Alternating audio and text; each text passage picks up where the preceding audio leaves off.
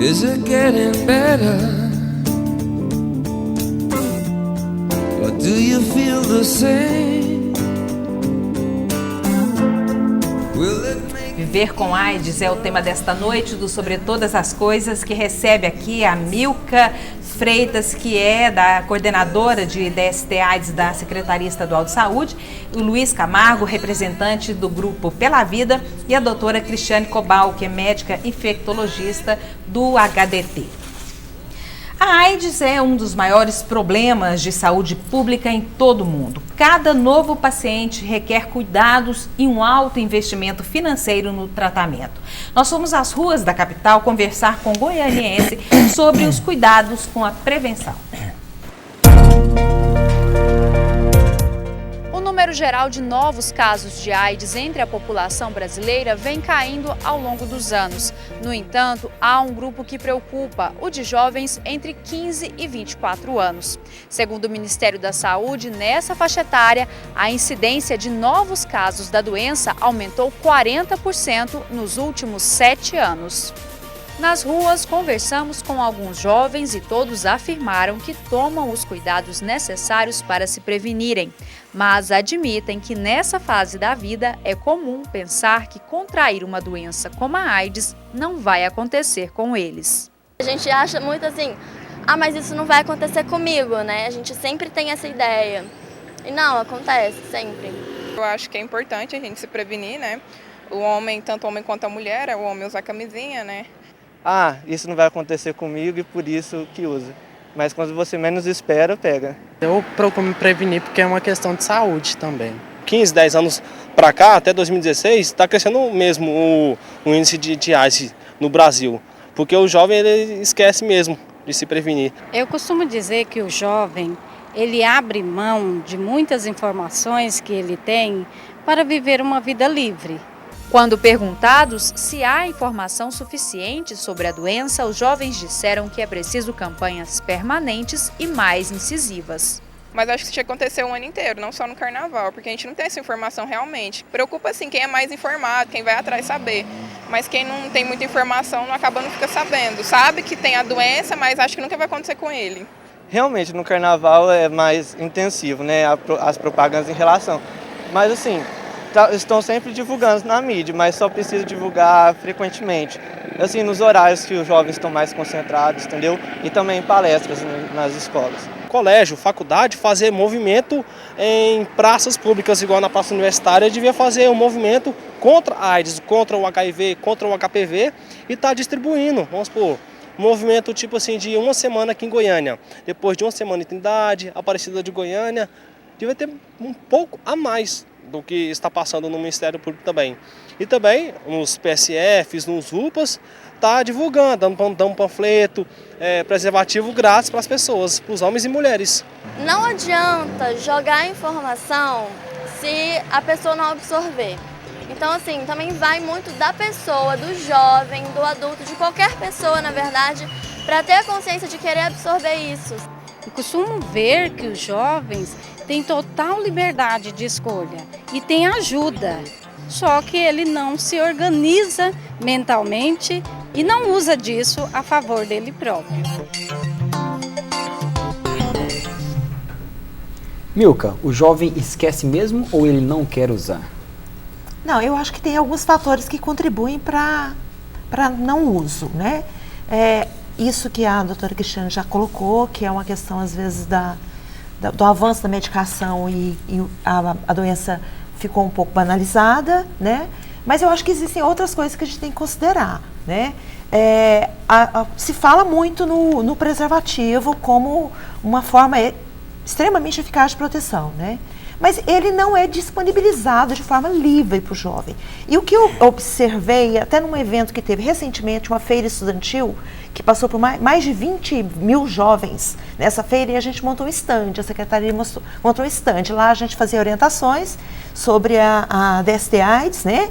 E distribuição de preservativo, gel lubrificante e preservativo feminino, inclusive. Então, os jovens ficavam olhando, conversando de longe, mas eles tinham coragem de chegar para pegar. Então, a gente teve que traçar uma estratégia para fazer com que eles chegassem. E a gente distribuiu eu não estou me recordando bem agora aqui, mas em torno de mais de 1 milhão de preservativos só nesse evento.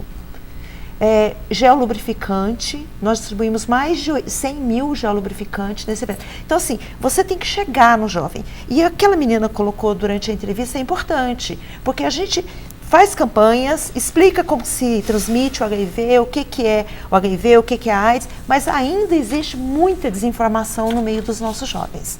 Ou informações inadequadas, incompletas, né? E o jovem, ele tem aquela característica meio de onipotência mesmo, de achar que ele não vai ter acontece com o outro, mas não acontece comigo, né? Sabe que falta um pouquinho do que ocorreu com o cigarro, uma coisa mais apelativa para o jovem entender que ele pode pegar a doença, que ele não está imune? Essa questão de campanhas muito apelativas, ela tem algumas vertentes que podem ser complicadoras, né? Por exemplo, se eu faço uma campanha apelativa, colocando uma pessoa magerma, com cara de doente, eu vou estar estigmatizando os magros com doença. Então, a gente tem que realmente ter muito cuidado com esse tipo de campanha apelativa. Mas eu acho que a campanha, o que você até colocou no início, né, de estar fazendo um trabalho mais no cotidiano, né? A gente, enquanto coordenação de DST/AIDS, a gente faz 4 campanhas durante o ano. E a gente faz o evento aqui em Goiânia e a gente ajuda, né, com insumos, com materiais educativos, os municípios a desenvolverem as campanhas durante o ano, né, que seriam essas 4 campanhas. Mas a gente faz um trabalho de formiguinha também, que é aquele trabalho no dia a dia, né, e incentiva os municípios, os serviços de atendimento, né, o CTA, que a gente tem, hoje a gente tem 17 CTAs em 17 municípios, né? As coordenações municipais de DST/AIDS de todos os nossos municípios de Goiás, para que esse trabalho seja feito fora do muro, extramuro, né? Que o trabalho, por exemplo, na escola, que a saúde e a educação, ela consiga fazer um trabalho mais integrado, né? Mas para isso a gente precisa trabalhar um pouco essa questão do que é a sexualidade, né? Porque eu mostrar figuras de doenças, de DSTs, ou dizer como é que se engravida, ou como é que se pega uma doença sexualmente transmissível, isso definitivamente não está erotizando ninguém e estimulando ninguém a iniciar a vida sexual precocemente. Luiz, como que é o dia a dia lá no seu grupo, lá Pela Vida? Como que as pessoas chegam até você? Como que são os contatos? Olha só, a gente faz reuniões com os participantes toda quinta-feira, né? Então, reuniões motivantes, né? Conversas, né? Paralelas falando um pouco da vida. A gente procura também buscar um pouquinho mais da família, como é a convivência deles, né? Em relação a viver com o HIV, né? No caso. Também passa a procurar mais saber assim, o motivo, né? Coisas assim. Nós temos tratamento psicológico e várias outras terapias junto ao paciente, né? E, enfim, a gente adiciona muito, né? Porque o pessoal, não só o portador, também tenta, eles mesmos trazem pessoas de fórum, né? Para conhecer o Grupo Pela Vida. Qualquer pessoa, a porta está aberta para qualquer pessoa, né? Para conhecer o nosso trabalho, para conhecer o que é uma pessoa vivendo com AIDS, né? Ou até sendo um voluntário, né? Para conhecer mais um pouquinho do trabalho, né? Doutora Cristiane, a gente já colocou aqui que a qualidade de vida de uma pessoa com vírus, ela é muito melhor do que a gente tem conhecimento, que ocorreu no passado, mas com as doenças que advêm com o vírus, a pessoa passa a ter um pouco mais de dificuldade. Além das internações, a ida constante aos médicos, quais são as doenças, as principais doenças que as pessoas que têm o vírus podem desenvolver? Eu responderia de uma outra forma. Eu diria assim, que a pessoa que é soropositiva para HIV, mesmo tomando o coquetel, os antirretrovirais corretamente, como é que seria o dia a dia dessa pessoa? Muito bem, nós temos alguns entraves, por exemplo, tratamento do colesterol aumentado. Se ela toma determinado medicamento para o HIV, ela não vai poder usar alguns remédios normais para colesterol. Nós temos que ter alternativas. O paciente faz tratamento psiquiátrico, que vai tomar antidepressivos, que estão cada vez mais usados na população geral.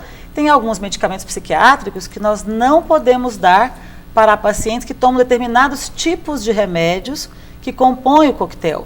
Nós temos, por exemplo, um antirretroviral que ele chama atazanavir, que o paciente que toma atazanavir, ele não pode tomar um medicamento mais usado para gastrite, que é o omeprazol.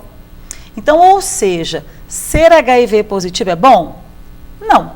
Por quê? Porque nós temos uma série de entraves do dia a dia, né, que esse paciente pode ter uma outra doença que todos nós podemos ter. Eu posso ter gastrite, eu posso ficar deprimida, eu posso ter um colesterol aumentado, eu tenho que tomar medicamentos. E aí, o que nós orientamos os nossos pacientes? Olha, se você vai a outro médico e vai tomar outra medicação, né, se você não for falar, se você não disser que você é soro positivo para HIV, você entra em contato conosco. Nós vamos olhar se aquele medicamento você pode ou não usar. Quando você fala não entra, ainda existe muito preconceito e muita dificuldade em assumir a doença? Existe. Existe uma dificuldade para expor a condição de soro positivo para a sociedade de um modo geral. Existe, incrível, né, uma dificuldade para aquele soro positivo expor para outro médico. Então, ou seja, nós temos dificuldades, inclusive na área médica. Então, é uma consulta que, às vezes, os pacientes nos falam, olha, eu fui ao médico de uma outra área, doutor, eu não me senti confortável em falar por algum motivo, né? Então, são entraves do dia a dia que eu acho que, voltando à proposta do programa, né, que prevenção, não é bom ser HIV? Não é bom ser HIV. Eu acho que ainda é uma situação complexa, apesar da doença AIDS estar cada vez menos frequente. E mesmo com a quebra de alguns tabus, alguns medos que nós tínhamos no passado, de que a doença é transmitida de várias formas, ela tem várias formas de contágio, mesmo caindo todos esses argumentos, ainda existe esse preconceito? Existe.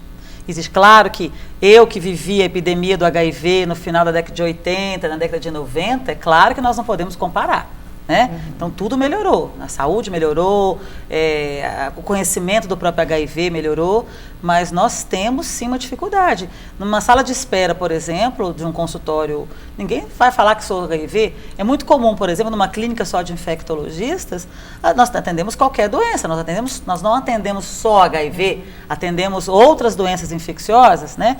Mas as pessoas ficam constrangidas, elas ficam com medo da outra pessoa, o que ele está fazendo aqui, né? Então já existe um preconceito entre os próprios pacientes e perante a sociedade de um modo geral. Várias participações, questionamentos, dúvidas, vamos registrar algumas aqui, do Pedro Ruiz. Até que ponto o filme Clube de Compras Dallas é verdadeiro, é claro que é baseado em uma história real, nessa batalha contra a indústria farmacêutica na década de 80, 86 mais exato, para você e para a Milka? Eu adorei esse filme, né? Eu achei esse filme ótimo, eu emocionei, eu chorei nesse filme, eu assisti esse filme num voo para um congresso, e esse filme ele retratou, na verdade eu acho que não é contra a indústria farmacêutica, ele mostrou o início da epidemia do HIV, na década de 80 nos Estados Unidos, né? Chegando no Brasil final de 80 e início de 90, mostrando que, primeiro, uma doença nova, que não tinha tratamento, em que foi usado um medicamento que já existia para câncer, que viu-se que ele tinha uma ação no vírus HIV. Só que os médicos não sabiam qual era a dose. E usaram uma dose que era para câncer.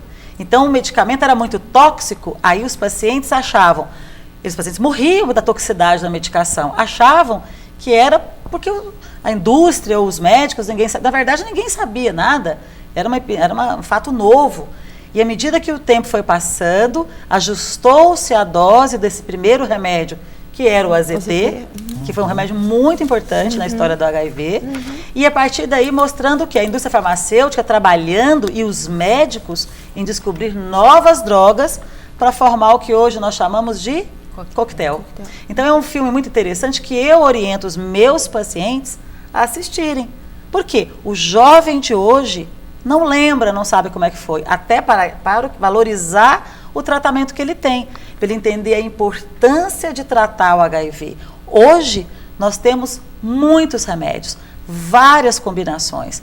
E na época do filme, foi feito numa época que nós tínhamos só AZT. Então é um filme interessantíssimo, é um filme pesado, mas ele é um filme que conta o real life, a vida real, né? Como foi a história da AIDS nos Estados Unidos e como foi no Brasil. Ó, só registrar mais duas aqui, a pergunta do Elias Messias, que sempre está participando com a gente aqui, para você, doutora Cristiane.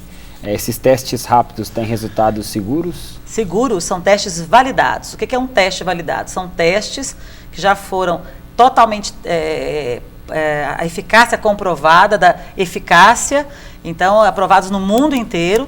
Então são testes excelentes hoje. Ó, pergunta também aqui do Cleiton, gostaria de saber se a AIDS ainda abrange atualmente grande maioria dos homossexuais, como antigamente, ou não, e se pode ser transmitida por beijo, como já se foi falado. Bom, beijo não transmite HIV, está provado que beijo não transmite, o vírus existe na saliva, mas uma quantidade insuficiente para a transmissão do HIV. Nós não temos nenhum caso comprovado de transmissão por saliva.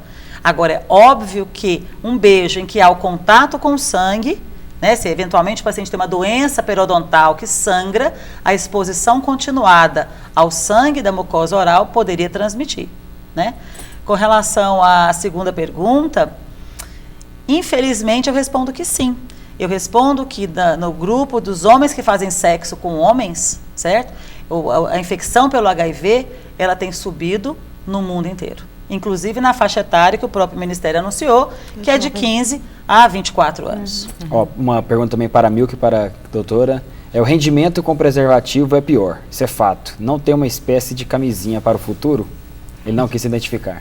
Bom, aí a gente tem que, né, a questão da adesão, né, e de você gostar ou não de fazer o sexo usando o preservativo, ela é muito particular, né? Agora, sim, dizer que o rendimento, né, sexual usando o preservativo diminui, aí eu acho que é extremamente subjetivo, porque assim, eu tenho relatos e pesquisas de pessoas que afirmam que até o contrário, porque como ele, de uma certa forma, porque hoje em dia a gente tem no mercado uma gama enorme de preservativos, para mais fino, mais grosso, de todos os tamanhos, de todas as cores, de todos os sabores, né, para todos os gostos, né? Então, assim, alguns homens que até relatam que às vezes usam o preservativo, porque aí ele, às vezes, o mais grossinho, ele escolhe o mais grossinho para a performance dele, ele retardar isso. E, assim, eu não sei se isso é necessariamente um fato, de que o preservativo, ele necessariamente, com todas as pessoas, vai reduzir o desempenho sexual, né? A gente ouve muito isso, às vezes, dos idosos, né?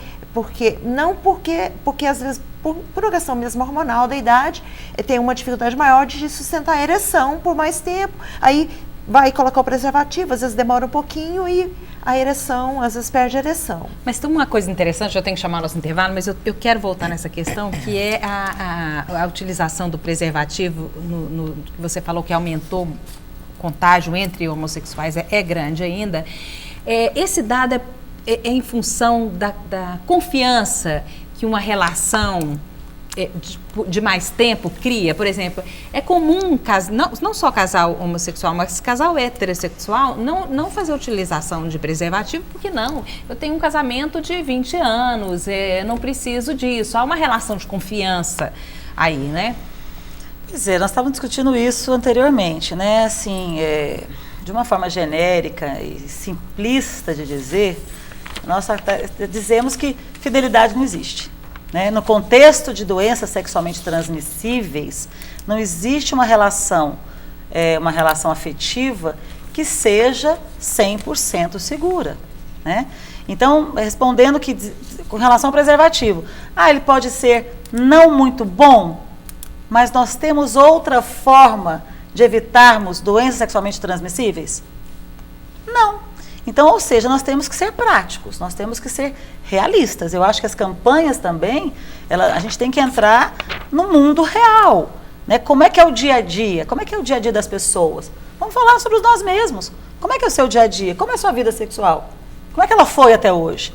O que você quer para a sua vida sexual? Né? E sabendo que tudo também, para cada escolha, tem um risco. Né? Um colega nosso aqui falava que hoje em dia as próprias meninas não querem o relacionamento com o uso de preservativos, mas o rapaz, o parceiro que de alguma forma aceitar isso, ele tem que estar consciente de que ele está correndo o risco. Bom, vamos chamar o nosso intervalo comercial, voltamos daqui a pouco para o nosso último bloco.